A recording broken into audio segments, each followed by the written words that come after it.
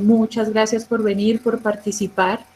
Esto pues es un trabajo de casa y colegio, como siempre lo digo. Si unimos fuerzas, es mucho más fácil poder apoyar y llevar de una mejor manera el desarrollo de nuestros chicos. Eh, bueno, el día de hoy en la escuela decidí llamarla Cerebro y Emociones. Creo que a medida que nosotros vayamos comprendiendo el funcionamiento de ciertas cosas, también podemos comprender por qué pasan ciertas otras cosas. Entonces, es muy interesante ver cómo, si comprendemos de qué manera funciona nuestro cerebro, procesa información, que todo el tiempo lo hacemos, podemos empezar a cambiar algunas de nuestras historias de vida y, ¿por qué no?, la historia de nuestros chicos. Bueno, y además que nosotros somos seres emocionales, que nos tratamos de cubrir o proteger con la razón, sí es cierto, pero bueno, somos seres emocionales y todo el tiempo estamos sintiendo, todo el tiempo nuestras emociones están trabajando. Cada vez que nosotros enfrentamos nuevas situaciones, situaciones ya vividas antes, siempre nuestro cerebro va a tener una memoria emocional que es la que ponemos en juego siempre. Lo importante es saber cómo lo hacemos. Y creo que uno de esos pasos es comprender un poquito cómo nuestro cerebro funciona y en ese sentido con relación a nuestras emociones. Recordaba, y esto me hace recordar un poco una entrevista que vi de una persona judía y pasó con todo esto del holocausto, Hitler y eso, y él decía que él no perdonó nunca a las personas que le hicieron esto, y mucho menos porque no le pidieron perdón, pero él empezó a comprender un poco a través de la historia cómo funcionaban los países y cómo funcionaba todo esto de la guerra, ¿sí? Incluso cuando los judíos también fueron un poco malos con los alemanes, por decirlo así.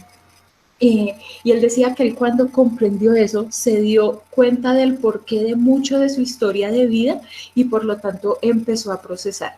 Entonces, si comprendemos estas cosas, podemos procesar mucho mejor la información. Y así como somos seres emocionales, también seres racionales, también somos seres espirituales. Y en ese sentido, nuestra forma de conectarnos con Él, como lasallistas, a través de lo católico. Entonces, acordémonos que estamos ante la santa presencia de Dios y adoremos su santo nombre. En el nombre del Padre, del Hijo. Señor, hoy quiero darte gracias por mis hijos y mi familia, por sus preciosas vidas. Hoy te pido que los protejas y que me protejas, especialmente como padre y madre.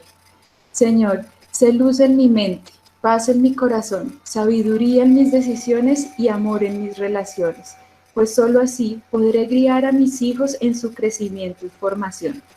Sé que no puedes librarme de todos los peligros, de todas las personas con malas intenciones, de las malas palabras o algunas malas decisiones, pero dame la fortaleza para afrontar todas esas cosas, aprender de mis errores y tomar mejores decisiones, pero especialmente dame la sabiduría para manejar mis emociones, pues si lo logro, mis hijos también podrán hacerlo.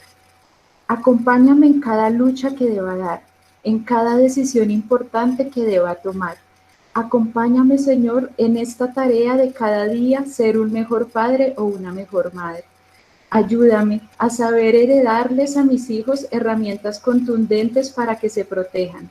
Bendícelos con recursos económicos, académicos, emocionales y psicológicos para que cada día crezcan como personas y no les falte nada. La alegría, la tristeza, el miedo, la rabia son emociones que me acompañan a diario en mi rol de ser padre o madre, pero confío en tu fuerza esperanzadora para que me tranquilice, me renueve y sepa cómo actuar, corregir, formar y escuchar a mis hijos. Señor, tú conoces todos mis vacíos, mis miedos, mis preocupaciones, mis dolores y confusiones, pero también solo tú puedes darme la capacidad de verme, observarme y analizarme. Solo así podré superar todas esas emociones y sentimientos que a veces no me dejan avanzar. Ayúdame también a enseñarle a mis hijos cómo analizarse en cada momento para que puedan conocerse y de ahí sepan cómo poder afrontar y superar cada situación. Me mantengo fiel a ti y a lo que soy, porque estoy seguro que no me vas a fallar y de que yo voy a tener el valor para seguir adelante. Mi mente y mi corazón deben estar sincronizados para alcanzar mis objetivos. Ayúdame que así sea, y si no es así, ayúdame a encontrar la forma de poder hacerlo. Quiero que mis hijos se acerquen siempre a mí, sin temor ni preocupación, así como yo en cualquier momento sé que puedo acercarme a ti para buscar paz y tranquilidad. Quiero que ellos encuentren en mí un padre amoroso o una madre amorosa, dispuestos a ayudarlos y acompañarlos, así como yo te veo y te siento a ti. Te pido que toques mi corazón y el de mis hijos, que los sanes, los liberes del miedo y de las situaciones que puedan ponerlos en riesgo. Quiero también que me des la fuerza para sentir de la mejor manera lo que siento, para controlarme y controlar mis sentimientos, y así poder expresarlos con tranquilidad, siendo mis palabras y mis actos un resultado del amor que te tengo a ti y a mis hijos. Si tú, Señor, me das esta fuerza, estoy seguro de que mis hijos la verán reflejada y aprenderá de mí el nombre tuyo. Amén. Toda esta misión en compañía de nuestro ángel de la guarda. Ángel de mi guarda, mi dulce compañía, no me desampares ni de noche ni de día, hasta que me pongas en paz y alegría con todos los santos, Jesús, José y María. En nombre del Padre, del Hijo, del Santo. Amén. Bueno, y ya poniéndonos en manos de Dios como padres, como educadores, como acudientes de nuestros chicos, entonces vamos a dar inicio a nuestra escuela de padres, la cual tiene como objetivo generar un espacio en el que se propicien algunos acercamientos a la forma en la cual el cerebro de los niños funciona con relación a diferentes aspectos relacionados con las emociones. Este tema me parece muy interesante y muy bonito, y realmente lo es porque uno empieza a estudiarlo y empieza a ver las primeras teorías, ¿no? Las que fundamentaban un poco el hecho de que nuestro cerebro siempre funciona igual al cerebro de las demás personas, ¿sí? Los seres humanos funcionamos igual, pero luego empiezan a emerger otras teorías que dicen, bueno, sí, es un funcionamiento igual, pero ¿por qué todos reaccionamos diferente? Porque a pesar de que si funcionamos así, reaccionamos ante ciertas situaciones de otra manera. Cuando se para un ascensor y estamos ahí, o cómo reaccionamos cuando nos roban, uno mismo dice, ¿sí? Yo, por ejemplo, me puedo quedar paralizada, no, yo me pongo a llorar, no, yo puedo correr, no, yo reacciono agresivo y me defiendo. ¿Por qué todo este tipo de cosas se empieza a dar? Y las teorías empezaron a decir, claro, hay dos palabras claves y es las experiencias previas, porque nuestro cerebro tiene una memoria emocional e histórica, por decirlo así, y él va aprendiendo poco a poco cómo debemos reaccionar frente a diferentes situaciones. Entonces, para esto tenemos que ver el contexto en el que nos encontramos, en dónde nacimos, cómo nos criaron, todo este tipo de experiencias que nos dan cuenta de la persona que somos. Entonces, si bien el cerebro funciona igual en las personas, las experiencias previas, las experiencias de vida son las que son contundentes para forjar nuestro destino y lo que estemos viviendo. Por eso es tan importante para mí y para ustedes que empecemos a ver qué historias estamos formando con nuestros chicos, cómo nos ven ellos como papás, cómo se sienten ellos como hijos, porque a medida que esto vaya pasando a través de su vida, pues va de alguna forma determinando su futuro. Obviamente todos podemos cambiar, claro, el cerebro también puede reaprender, es verdad, pero si lo hacemos desde más jóvenes va a ser mucho más fácil para nuestros chicos. Y bueno, nosotros siempre hemos querido que nuestros chicos estén tranquilos, estén contentos, tengan las herramientas para poder afrontar los diferentes problemas. Entonces, ¿por qué no ayudarles un poquito, generándoles pues unas historias más bien desde la confianza y desde la seguridad? Desde ahí, entonces me gustaría pues que pudiéramos ver cómo nuestro cerebro está conformado. salieron estas teorías, pero también salían otras en las que decían que ciertas partes de nuestro cerebro tenían la capacidad de funcionar, por ejemplo, con las emociones o con el miedo o con la capacidad de toma de decisiones, bueno, todo este tipo de cosas. Pero hace algún tiempo, no sé si conocieron la historia de Phineas Gage, él era un trabajador de Estados Unidos, él trabajaba en los ferrocarriles. Él tuvo un accidente en donde una varilla lo pasó por debajo de su boca y salió por la corteza frontal, que vendría a ser esta parte, y se empezaron a dar cuenta y ellos decían, pero ¿por qué todavía, digamos, manifiesta emociones? Porque está bravo, lo vemos con más miedo, reacciona mucho más fuerte, si no se le dañó su cerebro de las emociones que viene a estar en la parte de atrás, lo que es el cerebro reptiliano, el cerebro límbico, como ven de alguna forma ustedes ahí en la diapositiva. Entonces empezaron a dar cuenta y empezaron a surgir teorías que sí descalificaban las que decían que ciertas partes del cerebro funcionaban con otras. Porque si bien él sentía, no sabía expresarlas. Y empezaron a darse cuenta que todo estaba conectado. Entonces tenemos la memoria, que es el tálamo, que es la amígdala, pero tenemos toda la corteza no frontal, que es la que nos permite manejar todo eso que sentimos. Porque se preguntarán por qué les estoy contando todo eso. Por dos motivos especialmente. Uno, para que ustedes empiecen un poquito a retroceder en sus historias de vida y a mirar cómo ustedes empezaron a aprender a relacionarse con los demás, a sentir, cómo reacciona cada uno de ustedes cuando tiene miedo, cuando siente rabia, todo este tipo de cosas. Podemos recordar historias familiares, podemos recordar cómo nos trataba mamá, cómo nos trataba papá. Y lo segundo es la importancia de generar las experiencias en nuestros chicos. Miren, yo con los niños trabajo precisamente esto que les estoy diciendo hoy a ustedes. Obviamente, pues teniendo en cuenta su edad. A los niños por ahí desde tercero, cuarto, quinto, y cuando he tenido la posibilidad de trabajar con los más grandecitos, les explico toda esta historia y les cuento lo que pasa. Y es muy interesante porque ellos empiezan a darse cuenta que pueden controlar y pueden de alguna forma deducir por qué reaccionan como reaccionan.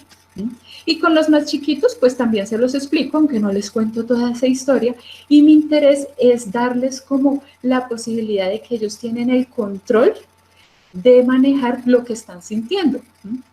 Con los más grandecitos, en bachillerato, por ejemplo, suelen salir historias de vida, por ejemplo, fuertes, o la percepción que ellos tienen de sus papás, y desde ahí trabajo con ellos. Por eso es que se hace tan interesante.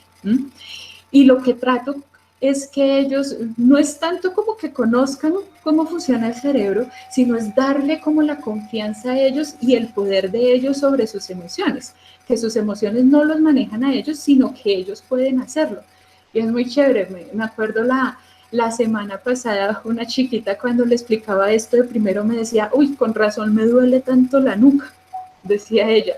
O a veces me decían, uy, pero mi parte más grande debe ser atrás porque no logro controlar nada. Pero mi sentido es que ellos conozcan cómo la pueden manejar y también que hagan una pausa frente a lo que están sintiendo. Está comprobado científicamente que cuando hacemos una pausa en nuestras acciones, respiramos, nos alejamos de eso que nos hace sentir un poco mal, podemos retomarlo de una manera tranquila si tuvimos esa pausa. Yo no sé si ustedes han visto en la parte jurídica, hay un homicidio, creo que se llama homicidio emocional, en donde si el homicidio pasa, digamos, veo a mi pareja siendo infiel y de una vez mato, hay una posibilidad de que te dictaminen que fue un homicidio por emoción. Entonces, pues bueno, hay otras consecuencias allí. Pero, por ejemplo, si yo veo que mi pareja es infiel y voy y me tomo un vaso de agua y vuelvo y mato a mi pareja, pues ya no sería emocional porque tuve una pausa. Y eso es lo que trato yo de hacer con los chicos, que antes de reaccionar tengan una pausa, respiren, se alejen de aquello que les está haciendo mal. Entonces es muy chévere trabajar con ellos porque ellos empiezan a darse cuenta del poder que tienen sobre lo que están sintiendo.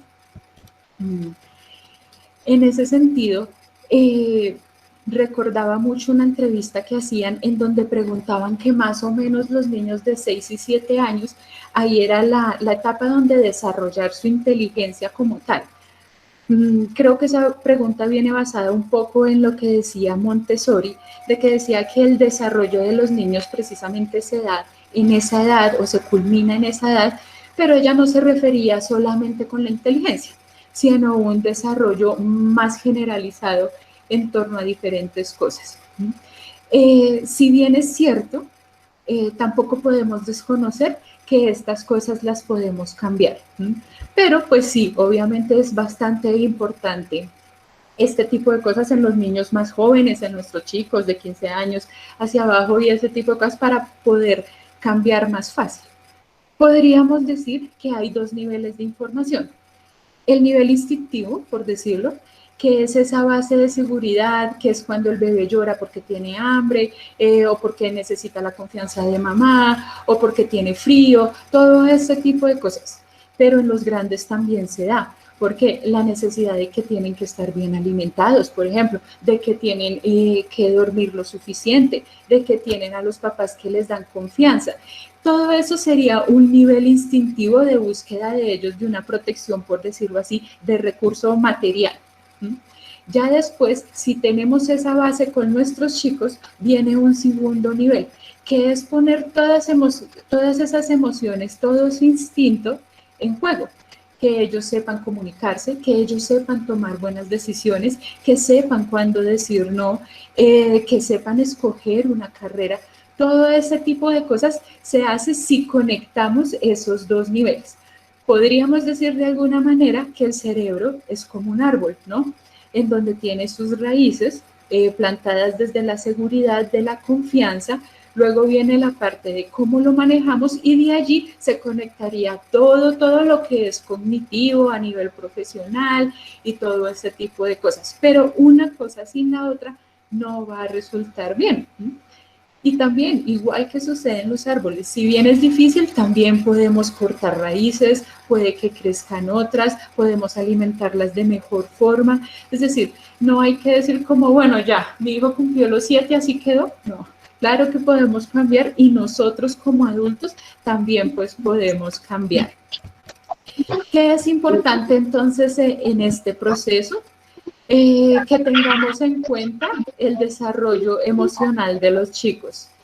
Entonces, se trata de que, Sandra, ¿será que puedes apagar tu micrófono, porfa? Sandra Zapata. Gracias. Vale. ¿Qué es importante entonces en este proceso y como base? El desarrollo emocional de los chicos, esa seguridad que nosotros les vamos a dar a ellos. Miren, hace poco veía una entrevista a una profesora, una maestra que le hicieron en España y ella contaba un poco de su historia de vida. Decía que a los 5 años, y ella lo decía así, inteligente, dijo que ella era superdotada. ¿Por qué era superdotada? Porque a los 5 años sabía dividir por decimales. Claro, es una gran habilidad, pues uno a los 5 años dividir así. Dijeron eso, la pasaron inmediatamente, en vez de hacer su primero, la pasaron a hacer el segundo. Nos recibió ciertas bases, pero continuó así. Cuando llegó a 7º de bachillerato, otro inteligente dijo que no, que ella no podía hacer nada, que no era nada inteligente. Incluso perdió el año, le tocó repetirlo y de hecho le dijeron que era mejor que pensara en dedicarse a empezar a trabajar y no a la parte profesional, no ir a su universidad. Ella dice, ¿saben qué me salvó a mí?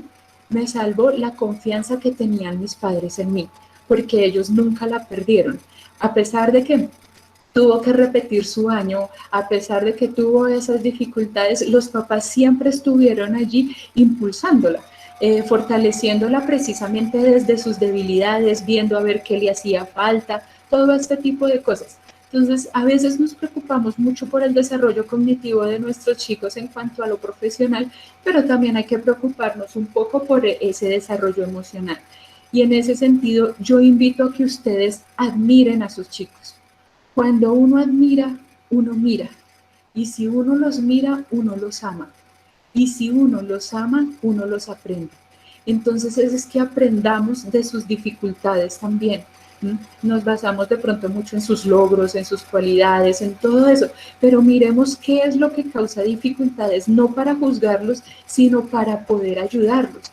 ¿Y por qué no? Uno puede decir de pronto, realmente no soy bueno para esto, pero mi habilidad son las matemáticas, mi habilidad es el deporte, mi habilidad, y vale que por ahí vas a ser exitoso, pero es tratar de admirar a nuestros chicos, así que yo los invito a que la próxima vez que ustedes se paren enfrente de nuestros hijos y hasta yo misma, cuando me pare enfrente de sus hijos para poder ayudarles, los voy a enamorar con quién soy yo. Ustedes enamoren a sus chicos con quienes son ustedes como padres, como madres, como acudientes. Más de tratar de enseñarles los que sabemos enseñémosles es más desde las acciones, desde que se sientan protegidos, desde que sientan que se pueden equivocar. Todo ese tipo de cosas hace que nuestro cerebro funcione de una mejor manera. En ese sentido, hay que tener en cuenta que ninguna emoción es negativa, o por lo menos a mí me gusta como basarme en las teorías en las que dicen que no son así. Está bien uno a veces sentirse mal, está bien uno a veces sentirse triste, sentir miedo y ese tipo de cosas. Miren que la semana pasada trabajaba con una mamá, hacíamos un seguimiento y veíamos más bien al principio un poquito oscuro el panorama, ¿sí? Mi chiquita a veces no escribe, no se comporta, se levanta mucho del puesto y ese tipo de cosas, pero cuando empezamos a ver las cosas positivas y lo que pasaba, veíamos que la niña también entraba en mucha frustración. Cuando empezamos a hablar de las cosas bonitas, el panorama empezó a cambiar, porque la niña empezó a ver sus habilidades, mamá también, yo también, y nos dimos cuenta que los motivos de tristeza, de ansiedad de la chiquita y este tipo de cosas también estaba muy rodeado de las expectativas que nosotros como docentes y como papás tenemos. No nos habíamos no nos habíamos fijado en qué habilidades bonitas tenía ella. Y al trabajar desde ahí, ella empezó a fluir con mucha más tranquilidad en sus dificultades y a tener mejores resultados. Entonces es tratar de que sentamos esas emociones como un motor, ¿sí? Como una posibilidad de accionar algo. Si siento miedo es por algo, si siento rabia es por algo. Entonces veamos qué es lo que está pasando. Y ustedes como papá, pues, cuando se sientan frustrados y ese tipo de cosas, intentemos buscar las razones para desde ahí cambiarlos. Recuerdo mucho que Aristóteles decía que el problema no era el mal genio o la rabia, sino saber con quién utilizarla en el contexto adecuado y con la intensidad adecuada. Los neurocientíficos lo que hicieron fue tomar esa teoría y decir, es que no solamente es la rabia, es más bien saber la emoción que escojo con la intensidad adecuada en el contexto adecuado, con la persona adecuada. Entonces, no se trata solamente de una u otra emoción, sino de cómo manejo lo que siento. De alguna forma, se podría decir que el objetivo sería que nuestras acciones, nuestros pensamientos y nuestras emociones vayan por un mismo camino. Se trataría más de eso con nuestros chicos. Obviamente, nosotros estamos un poco en tratando como de hacer felices a nuestros chicos, ¿sí? De que todo el tiempo se sientan alegres, de que todo el tiempo ellos estén tranquilos. Y recuerdo mucho que antes de la Segunda Guerra Mundial a nosotros nos manejaban mucho con lo que era el miedo, lo que era culpa, pues a través de los juegos políticos, incluso de la religión, todo ese tipo de cosas. Y ahorita, ¿cómo nos manejan? Con puro consumo y ser felices. La mejor opción, el mejor celular, no eres feliz si no viajas a tal lado, todo ese tipo de cosas. Y miren que, como lo he mencionado ya en otras escuelas, la alegría también se relaciona mucho con la hormona o el neurotransmisor de la dopamina. Y la dopamina, al ser un neurotransmisor, un químico, pues va a generar también mucha dependencia.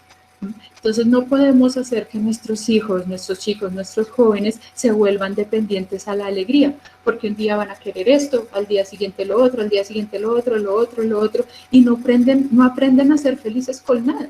Y es necesario a que ellos aprendan también de eso y de las otras emociones. Y es que muchas veces nosotros como adultos también le tenemos miedo a ver a nuestros chicos así, con las emociones alborotadas, y a nosotros mismos sentirnos así. A veces mostramos caras que no son, por decirlo así. La semana pasada me preguntaban que por qué dicen que las emociones ayudan a la evolución, o por qué había esa teoría, que las emociones nos permiten evolucionar. Pues Darwin lo decía, y es cierto. ¿Y por qué lo permiten? Pues si yo no siento asco, me como la carne podrida y pues me muero, ¿verdad? Si yo no siento miedo, ando a 250 kilómetros por hora en el carro y me puedo accidentar. Entonces, todas estas emociones son buenas.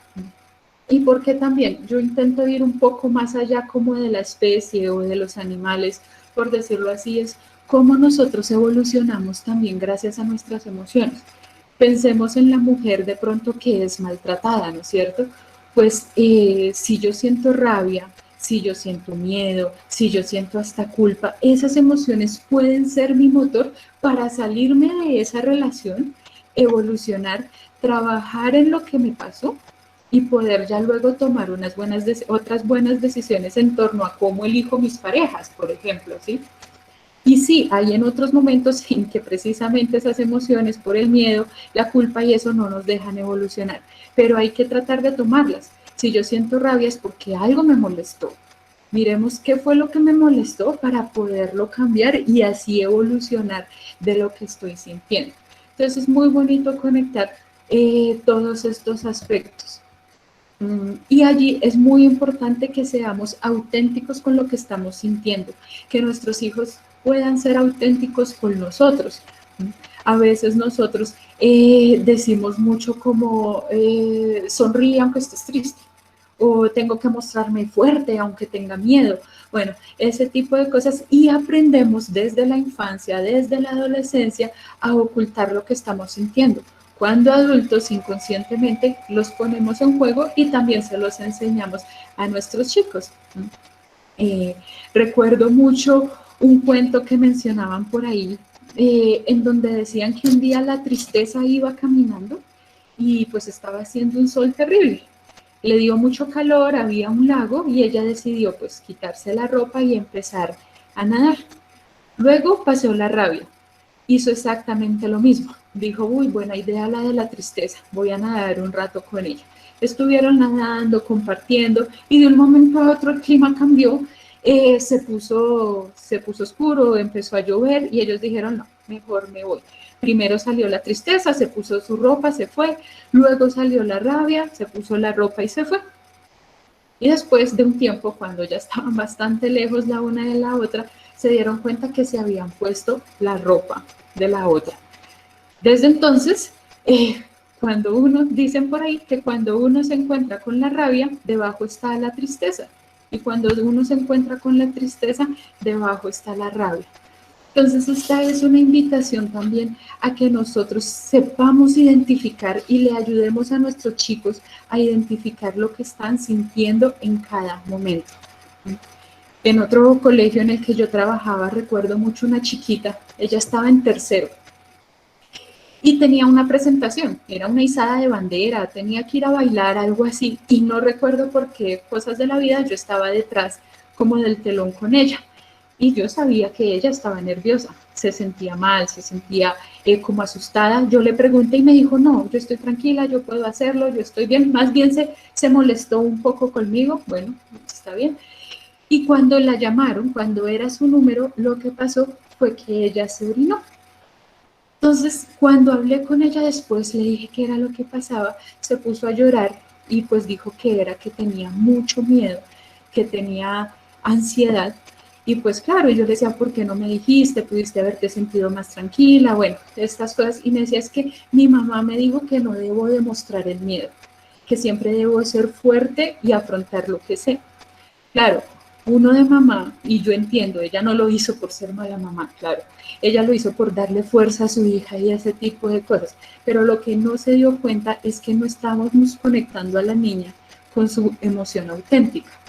Tal vez si ella hubiera podido expresar lo que sentía, se hubiera dado el permiso de sentir miedo, eso le hubiera podido a ayudarse a sentir menos forzada o pensar un poco menos en la expectativa de mamá, ¿no? Que lo hizo con mucho entusiasmo y con mucho gusto. Esta es una parte bastante interesante porque todo lo que les he venido hablando de saber manejar nuestras emociones, lo que hace es activar toda nuestra parte frontal del cerebro.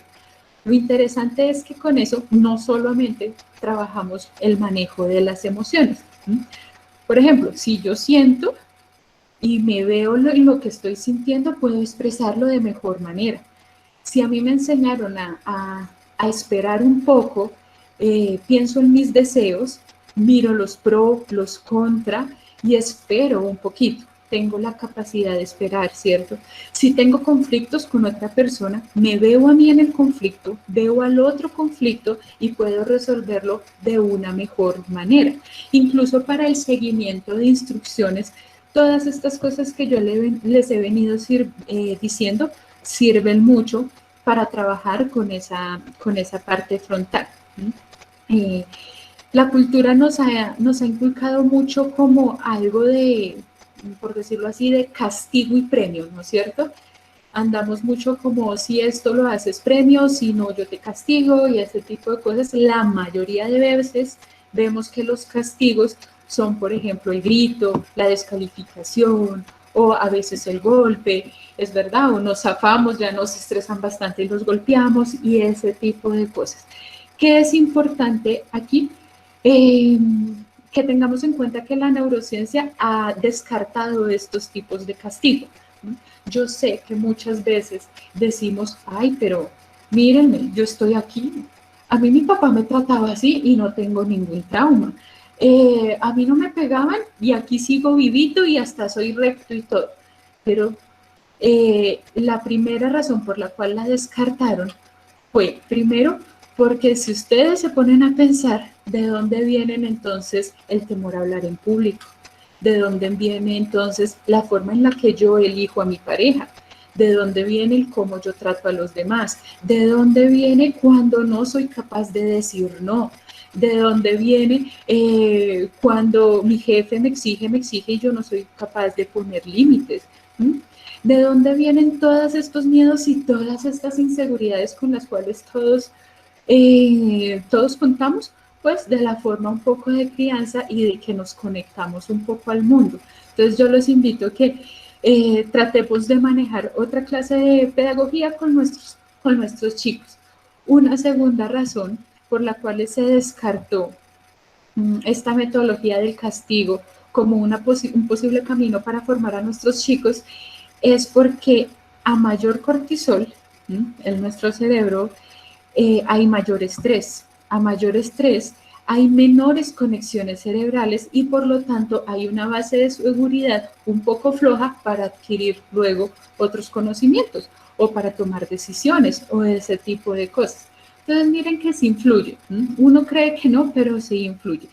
¿Cuáles son entonces esas metodologías que dice la neurociencia? Hay una muy importante que podemos utilizar y es poner límites, tanto con los chiquitos como con los grandes. ¿Y qué es lo divertido aquí y por qué en la diapositiva dice las funciones ejecutivas? Porque la seguridad y la postura de límites nos dan una base para que las funciones ejecutivas, que son las que nos permiten aprender nuevo conocimiento, se fortalezcan. Porque al enseñarle yo límites a mi hijo, le estoy enseñando a planificar. Por ejemplo, le estoy enseñando a autorregularse, le estoy enseñando a que se controlen, a que solucionen problemas. La diferencia entre límite y castigo es que el castigo viene después del acto. O le castigamos o le pegamos el grito o bueno, todo ese tipo de cosas. Y el límite, la norma, por decirlo así, es una construcción que podemos hacer todos juntos y en donde poco a poco uno le puede explicar al hijo. no me gusta que hagas esto, vamos a hacer unas normas acá, vamos a hacer unos límites, si sales con tus amigos vas a llegar a cierta hora. Todo ese tipo de cosas hace que nuestro cerebro trabaje con las funciones ejecutivas, con nuestras emociones y con la planificación de conductas a futuro, y reducimos un poco los castigos. Claro que sí debe haber consecuencias, claro que sí, porque pues no son perfectos y va a pasar, y algunos chicos pues igual también buscan la forma de llevarla a contra, ¿no? Pero ¿cuáles deben ser estos castigos? Es una pérdida de beneficios. Entonces, la pérdida de beneficios es que normalmente ellos pueden tener los videojuegos, pueden tener el celular, pueden tener más salidas, podemos jugar tal cosa, pero él decidió con su conducta perder ciertos beneficios. Llegaste tarde, a la próxima o por un mes no sales. Bueno, todo ese tipo de cosas que ya ustedes en familia saben cómo manejar, porque ustedes tienen más que ustedes para conocer sus propias rutinas. Y estos límites puestos con sus hijos, claro. Ya, mira, tú ya sabías, no tienes por qué hacerme pataleta, no tienes por qué pedirme perdón, ni llorar, ni decir que no lo vas a volver a hacer. Tú tuviste tu consecuencia, perdiste el beneficio y se le quita. ¿Qué es importante ahí? Que se cumpla, que lo que digamos lo cumplamos, uno. También que no nos descalifiquemos como papás, ¿no? Porque a veces pues los niños saben, bueno, mamá no me dejó, pero papá me consiente más y bueno, y todo ese tipo de cosas. Y lo otro importante, uno es la postura de límites, lo otro importante es que nosotros los ayudemos. Hagan de cuenta que uno tiene un amigo, ese amigo fue a exámenes médicos, le dijeron que podría sufrir un ataque cardíaco si seguía comiendo mal, si no seguía haciendo ejercicio. Pues lo que menos voy a hacer yo es decirle, hey, salgamos y comámonos una hamburguesa, ¿sí? Y tomemos algo y no sé qué, y bueno, todo ese tipo de cosas. Lo que yo voy a tratar como buen amigo es hacer otro tipo de planes, ¿no es cierto? Entonces, mi invitación es que ayudemos a nuestros hijos. ¿Cómo? Avisándoles previamente, reflexionando siempre con ellos, cumpliendo las consecuencias, que es la pérdida de beneficios que estábamos diciendo, no descalificarnos entre los padres, no volviéndonos aliados. A esto me refiero, y suele pasar mucho que hacemos las cosas a escondidas de mamá porque se pone brava, ¿listo? O yo te lo presto, pero no digas nada. O todo ese tipo de cosas. Uno no es aliado de los hijos. Uno es papá, uno es mamá. No sobreexigir, darnos cuenta pues que ellos están en la edad que son.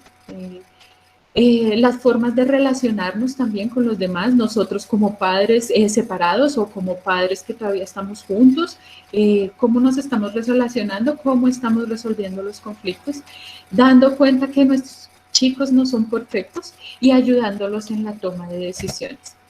Y en la toma de decisiones también debemos tener un poco en cuenta la libertad que le damos a ellos para tomar ciertas decisiones.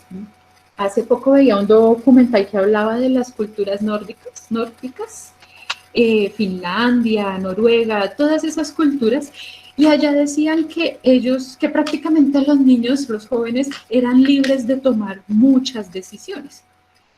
Y uno escucha que uno dice, uy, las culturas de allá, allá la educación, allá la formación, pero yo pensaba, es que también tenemos que hacer una lectura antropológica, social, política, de dónde estamos viviendo, y nosotros estamos viviendo en Colombia.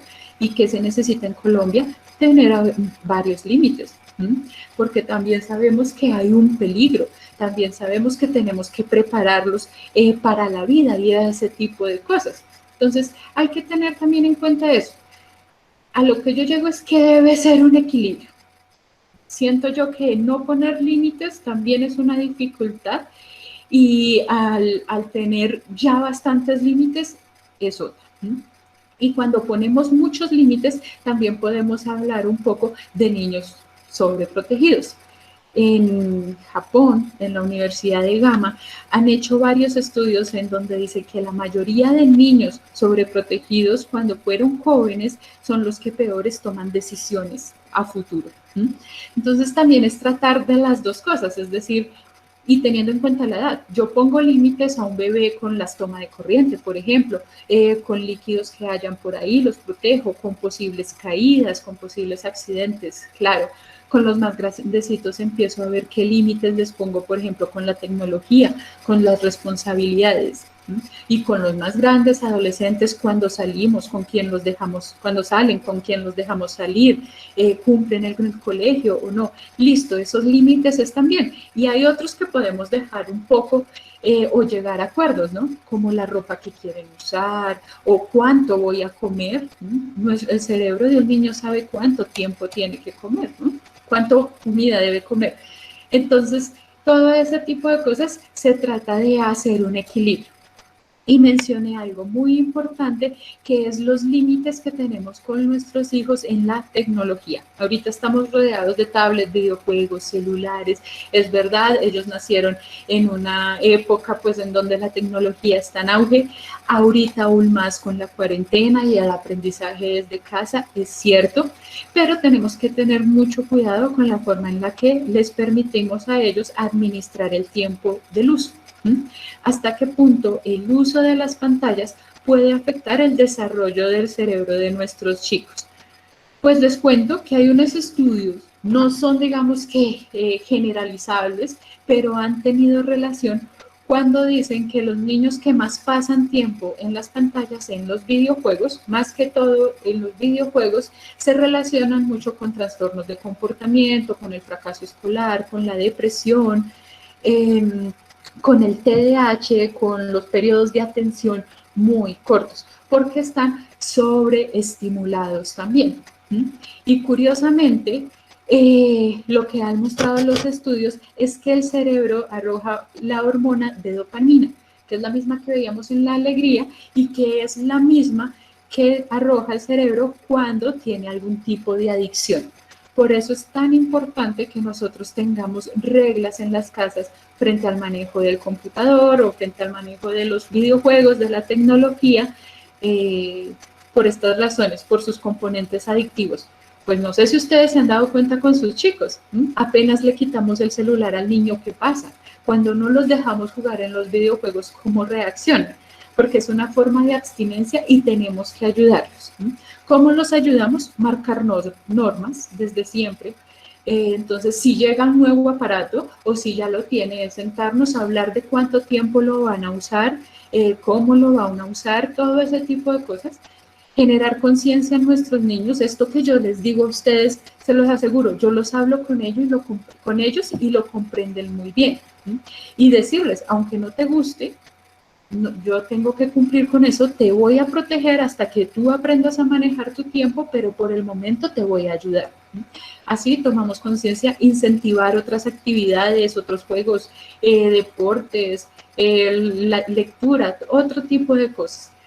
El ejemplo, hay muchos chiquitos que me dicen que el problema de los papás es que pasan mucho tiempo en el celular, incluso antes de la cuarentena, y que no juegan con ellos. Entonces también el ejemplo es muy importante para los adultos, claro que también para los adolescentes. Y bueno, algo bastante importante es el tiempo limitado y las normas que ustedes manejen. Eso de 5 minutitos más, 10 minutitos más, no señor. Por el momento, tú no te puedes autorregular, pues yo voy a hacer de tu corteza frontal y te voy a ayudar a autorregularte. Mientras ellos, pues digamos que van tomando esta autonomía. Algo muy importante que también quise hablarles hoy es como que el dolor es bueno también. Debemos dejar sentir a nuestros hijos dolor. ¿Qué es lo importante aquí? El entrenamiento emocional que ellos vayan teniendo con el diario vivir. ¿Por qué? Porque quizás nosotros en casa, en familia, los protegemos, sabemos hacerlos felices, a veces los consentimos, otras veces dejamos que nos ganen y bueno, está bien, te permito no seguir la regla esta vez y ese tipo de cosas, pero afuera nos encontramos con una realidad totalmente distinta. Entonces, no sé escoger bien mi carrera, la universidad me dice que no me acepta, yo no lo logro procesar, ¿cómo es que me dicen que no? El niño que se arriesgó y le dijo a la compañera seamos novios, pero la niña le dijo que no. Todo ese tipo de cosas es lo que nosotros lo vamos a entrenar emocionalmente. ¿Cómo? De chiquitos pueden primero perder en un juego, perder en el parqués, luego de pronto perderán la mascota y luego más adelante de pronto los papás se separarán y de pronto el abuelito muere. Todo este tipo de cosas debemos dejar que ellos lo sientan, ¿sí? Porque a veces entonces, ¿qué hacemos? Hacemos uso de las mentiras para que ellos no sientan tanta tristeza, o se te murió un perro, enseguida te compro el otro, o ven, no te pongas así de triste, te regalo este celular, o vamos y vayamos a los centros comerciales y vamos a jugar en los videojuegos. No, necesitamos que nuestros niños sientan dolor, incluir todas las emociones en su formación. Estamos en una cultura en donde nos enseñaron incluso hasta las teorías que las emociones son buenas y son malas. Desde hecho ya nos están diciendo qué sentir y qué no sentir. ¿Qué es importante aquí? Cómo enseñar a nuestros hijos a tener un autoconcepto fuerte. Un autoconcepto es muy distinto a lo que es la autoestima. Yo ya estoy un poco cansada de decir, vamos, tú puedes, vamos, tú eres el mejor, vamos, eres el mejor sobre todos, vamos, lo vas a poder hacer. No, basta ya de eso. A veces nuestros chicos no pueden. Y es bueno que ellos de vez en cuando digan, no puedo, se me dificulta. Ahí viene el autoconcepto. El autoconcepto es que los chicos entiendan para qué cosas son buenos, para qué malas, qué necesitan fortalecer. Si yo quiero ser la mejor corriendo, pero mis piernas son débiles, pues con que me digan, vamos, tú puedes, eres la mejor, más bien me voy a encontrar con que no, realmente no soy la mejor. Necesito entrenar mis piernas, necesito fortalecer mis piernas. Eso necesitamos para los chicos. Saber que ellos reconozcan qué habilidades tienen, saber que ellos vean a unos papás con los cuales se puedan equivocar, que no todo debe salir bien y así poder generar desde la debilidad muchas fortalezas más. Y en ese sentido yo pues también quiero invitarlos a ustedes como papás, ¿cuál es el autoconcepto que ustedes tienen como papás? Y como mamás también, como acudientes. Recordaba un cuento, y rápido porque se nos está acabando el tiempo, en donde había un viejito en un pueblo que soñaba mucho y soñaba mucho con que en el castillo del rey, en el último rincón, en el ladrillo más oscuro donde no daba la luz, había un tesoro gigante. Él todas las mañanas se sentaba en su jardín, donde tenía una fuente hermosa, bajo un árbol lleno de manzanas y de pajaritos, se sentaba a pensar en ese sueño. Una vez decidió ir. La cosa es que buscó, cuando ya iba a llegar a ese último ladrillo, lo cogieron los guardias y lo llevaron delante del rey, porque cómo era posible que él esté dentro del castillo si era prohibido, si eso daba para pena de muerte. Entonces, lo que hizo el rey fue el reírse, porque él le contó la verdad del por qué había estado ahí y le dijo, ¿qué tal? ¿Qué tal yo seguir mis sueños de esa manera? Yo siempre he soñado que en la casa de un viejo, allá en una fuente, debajo de un árbol con muchas manzanas y pajaritos, hay un tesoro escondido. ¿Qué tal yo hiciera eso? Pues el viejo lo dejaron ir, lo perdonó, se burló de él y el viejito fue a casa. Y lo que hizo fue desenterrar debajo de su fuente, debajo del árbol lleno de manzanas y pajaritos, y pues que encontró un gran tesoro. Hoy yo quiero ser el rey para ustedes. Hagamos de cuenta que yo he venido soñándome en una escuela de padres virtual en donde papás me están mirando, me están escuchando, que sé que cuentan con hijos que desesperan, que gritan, que también sacan las mejores alegrías, que dan todo por ustedes también. Entonces, yo sueño que les digo hoy a ustedes que busquen allá, muy dentro de ustedes, justo allá en el interior, el tesoro que como papá y como mamá tienen. A veces buscamos ser un mejor padre o una mejor madre en lugares distintos a nuestro corazón, a nuestras historias de vida, y es allí donde podemos empezar a cambiar. Bueno, me voy a saltar aquí unas diapositivas ya por el tiempo. Esto era lo que yo quería como conversar con ustedes hoy. Y quiero pues también que tengan en cuenta estas preguntas en su rol de papás, en su rol de mamá, para que las piensen. ¿Cuál fue el rol de mis papás con relación a mis emociones? ¿Haría lo que ellos hicieron? ¿Cuántas veces me he dicho a mí mismo o mí misma que debo esconder lo que siento? ¿Se lo he dicho a mis hijos? ¿Cómo puedo empezar a ayudarle a mi hijo para un desarrollo sano? Cuando veo a mis hijos, ¿qué veo o siento?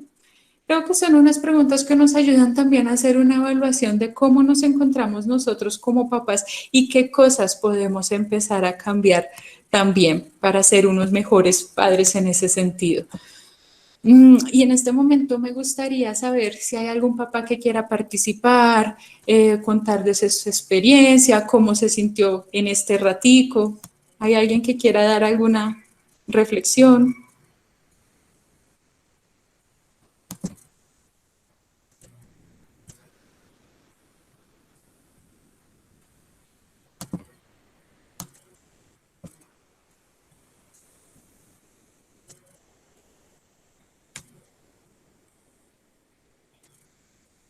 ¿Listo? ¿No? Me están viendo la cara. Perdón, mi nombre es Jenny Hidalgo. Mira, estaba escribiendo el mensaje justamente que no cumplimos con los castigos, entre comillas, anunciados. Pero es que es muy difícil a veces, porque uno se pone en el pellejo de ellos o en los zapatos de ellos y no quisiera uno repetir lo que le hicieron a uno. Entonces uno dice, ¿será que estoy siendo muy dura? ¿Qué pasará? Pero no llegamos a concluir ese tal castigo que les prometimos que si no hacían tal cosa o que si no obedecían, lo íbamos a hacer y nunca lo hacemos. ¿Cómo superar eso? Porque es que llega un momento en que se desespera uno y dice, "Ay, bueno, yo voy a quitarle de castigo porque qué pereza". O sea, como se sienten los hijos cuando uno dice, bueno, le voy a quitar esto, o no va a la fiesta, o no va, ¿sí me entiendes? ¿Cómo supera uno eso? Mira, Jenny, yo ahí lo que te diría es un poco pensar más a futuro, cómo le estás ayudando ahí a tu chica, a tu chico, a que más adelante no sea algo distinto lo que tenga que afrontar, ¿no? Ahorita le estás quitando la salidita o le estás quitando ese tipo de cosas, pero más adelante ella a qué se va a afrontar. Ahorita cuenta contigo como mamá y te entiendo, claro que te entiendo en el sentido de, uy, bueno, ven, ¿cómo te sientes? No, ya te veo demasiado triste, no quiero que te sientas así, pero más adelante, cuando alguien le diga que no o cuando ella no sepa cómo autorregularse, va a ser mucho más difícil para ella. Creo yo que la invitación es a que cuando castiguemos, entre comillas, a nuestros chicos o más bien les quitemos los beneficios y no es quitárselos porque ellos lo perdieron, es llevarlos a la conciencia de por qué pasó lo que pasó y de cómo tú ahí la estás ayudando a que tome conciencia de esto. Entonces creo que tú ahí estás haciendo el papel de una mamá que más allá, o sea, de una mamá que la ama mucho, ¿sí? Porque amarla mucho es ponerle los límites también. Sí, claro, la consientes, la quieres, es tu seguridad, todo ese tipo de cosas, pero le estás poniendo límites y le estás mostrando que existen consecuencias frente a sus actos. Gracias, Laurita. Vale. Buenas tardes, mi nombre es Janet Vega. Bueno, lo que tú acabas de decir me parece supremamente importante y es cierto. Si usted, pues todos vemos que hoy en día la baja tolerancia a la frustración de los chicos es muy alta. ¿Por qué? Precisamente por eso, por lo que no ponemos los límites y no hacemos cumplir esos límites. Entonces es importantísimo lo que tú dices. Sí, le estamos haciendo es un bien, así nos sintamos las peores mamás, porque a uno le toca ser en esos casos la peor mamá, entre comillas, porque no es así. Pero así como cuando uno le decían que le hicieron tomar la sopa, era la mamá en ese entonces la de uno la mala mamá. Pero mira que eso le ayudó a uno a hacer gran parte, pues a forjar su personalidad. Entonces eso me parece muy importante. Vale, gracias. Y mira que eso que tú mencionas me recuerda un poco lo de la tolerancia a la frustración, todas estas noticias que hemos escuchado. No sé si ustedes recuerdan el año pasado el niño que la mamá le quitó el celular en el carro, salió del carro y se lanzó del puente el niño, solo porque le quitaron el celular. Eso que tú mencionas de la tolerancia a la frustración también es algo muy, muy importante que trabajar con nuestros chicos y creo que también lo hacemos cuando ponemos límites, cuando decimos no, cuando somos consistentes con nuestras decisiones también. Gracias. Perdóname, y para concluir, otra cosa que tenía que decir es que lo que tú dices es cierto, ni somos papás perfectos, ni tenemos hijos perfectos. Ellos se pueden equivocar, claro, ¿cuántas veces? Muchas, pero es importante tener un acompañamiento de parte de nosotros para hacerlos responder por esas consecuencias, ¿no? De sus errores. Ay, no, si el niño no hizo la tarea, ay, no, papito, tranquilo, no, siempre hay que hacerlo responder, mira, tú eres responsable, por favor, habla con la profe, tal. Obviamente uno hace su papel de papá también hablando con la profe, pero es importante que ellos asuman la responsabilidad de sus errores. Vale, gracias. Buenas tardes, Laura. Buenas tardes. Mira, yo estoy de acuerdo con las dos mamitas anteriores. Cuando imponemos algunos castigos, como que la conciencia nos dice, y estoy siendo muy dura, ¿qué estoy haciendo? Mi hija o mi hijo es juicioso, en fin, tiene todas las cualidades, y esto hace realmente que muchas veces quitemos el castigo sin haberlo terminado, como tú misma lo has dicho. Con la segunda mamita también estoy de acuerdo por lo siguiente, si nosotros no somos los que les decimos, oye, ustedes tienen derecho a equivocarse todas las veces que sean necesarias, ellos nos van a adquirir como esa fortaleza para el día de mañana formarse como adultos y profesionales. Este es mi aporte. Vale, y por eso también se trata mucho de reflexionar con ellos. Y mira que es y de pronto quitarnos un poco, y yo también, la palabra castigo de la boca, si no es una pérdida de beneficios que tú tenías, ¿sí? Tú mismo decidiste por tu acto perder ese beneficio. No es algo que yo te esté pues diciendo que sea un castigo y te voy a martirizar la vida con eso. Tú decidiste, están tus beneficios normales. Tú decidiste perder eso, que en ese sentido recuerdo también un poco y es intentar de no usar tanto lo del premio. Si te comportas te doy este premio, si te comportas te doy lo otro o tal cosa o eso, porque también los habituamos a ellos a que las cosas las hacen es por el premio y no porque ellos mismos deseen hacerlo. Por eso es que se habla ahorita de pérdida de beneficios. Normalmente tienes tu celular, hoy lo perdiste por tal motivo. ¿Sí? Bueno, ese tipo de cosas. Ok, gracias. Vale, a ti. Y, ok, ¿algún papá más? Bueno, en ese sentido creo que podemos concluir con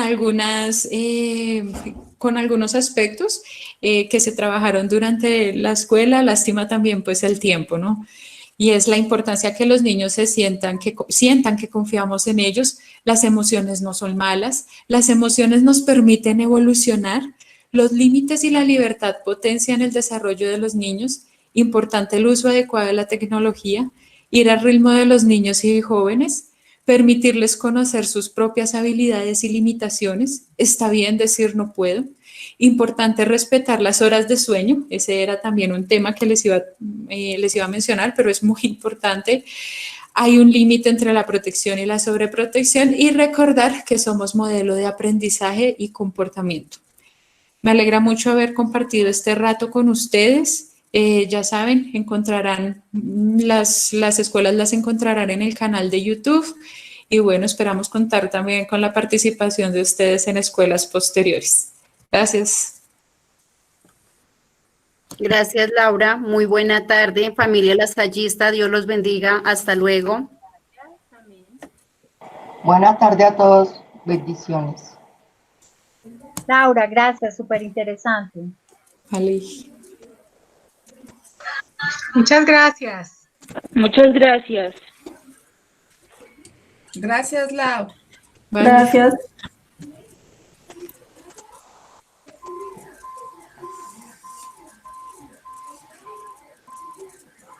muchísimas gracias por la charla. Estuvo muy buena, excelente. Gracias. Vale, a ti. Gracias por todo el apoyo tuyo y del colegio. Muchas gracias. Vale. Disculpa, Dime. una pregunta.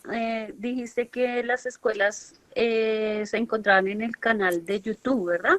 Sí, sí, señora. Ahí las puedes encontrar. El canal, si no estoy mal, se llama Colsalle. ¿O es el nuevo canal el que hace poco nos suscribimos para tener tantos suscriptores? ¿Es por ahí? ¿Por ese canal?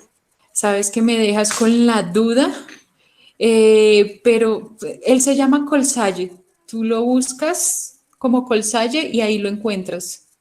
¿Se busca escuela de padres para encontrar el tema o cómo No, mira, qué pena interrumpo un segundito. En YouTube le das, en el buscador le das Colsalle, le das Enter para buscar y ahí cuando te sale la página de Colsalle te salen los temas que hemos tratado en la escuela de padres. Ah, bueno, muchas gracias. Bueno, que estés muy bien. Gracias. Gracias, Ali. De nada.